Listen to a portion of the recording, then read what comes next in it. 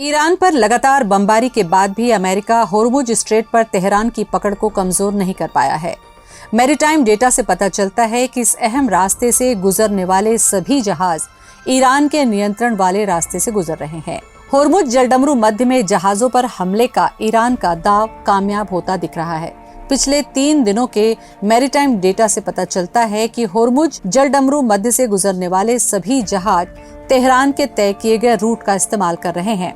Maritime intelligence firm मेरिस्क के data से ये जानकारी सामने आई है। इससे ये भी पता चलता है कि इस दौरान एक भी जहाज ओमान के तट के पास वाले रास्ते से नहीं गुजरा, जिसका सुझाव अमेरिका जहाजों को दे रहा है। अमेरिकी ब्रॉडकास्टर CNN के अनुसार मैरीटाइम फर्म ने बताया कि शनिवार से सोमवार तक होर्मुज जलडमरू मध्य से 78 जहाजों को गुजरते देखा गया। इनमें से 20 जहाज ईरान के झंडे वाले थे। रिपोर्ट में कहा गया कि इस रास्ते से गुजरने वाले सभी 58 गैर ईरानी जहाजों ने ईरान के बताए कॉरिडोर का इस्तेमाल किया। एक भी जहाज अमेरिकी सेना की तरफ से बताए गए ओमान के तट वाले वैकल्पिक शिपिंग लेन से गुजरते नहीं देखे गए। लेटेस्ट ऑटोमेटिक आइडेंटिफिकेशन डेटा से पता चलता है कि प्रतिबंधों के बावजूद गैर ईरानी कमर्शियल जहाजों की आवाजाही ईरान के कंट्रोल वाले उत्तरी रास्ते से ही होती रही है। एक अन्य मैरीटाइम कंपनी विंडवर्ड ने भी अपनी रिपोर्ट में कहा कि रविवार को होर्मुज जलडमरू मध्य से सिर्फ 7 जहाज गुजरे और वो भी सभी ईरान के नियंत्रण वाले उत्तरी रास्ते से। तेहरान ने होर्मुज पर जमाया कंट्रोल। होर्मुज जलडमरू मध्य को लेकर अमेरिका और ईरान के बीच एक बार फिर तनाव बढ़ा हुआ है। ईरान के इस्लामिक रिवॉल्यूशनरी गार्ड कॉर्प्स ने बार बार धमकी दी है कि होर्मुज से गुजरने वाले जहाजों को तेहरान की मंजूरी लेनी होगी।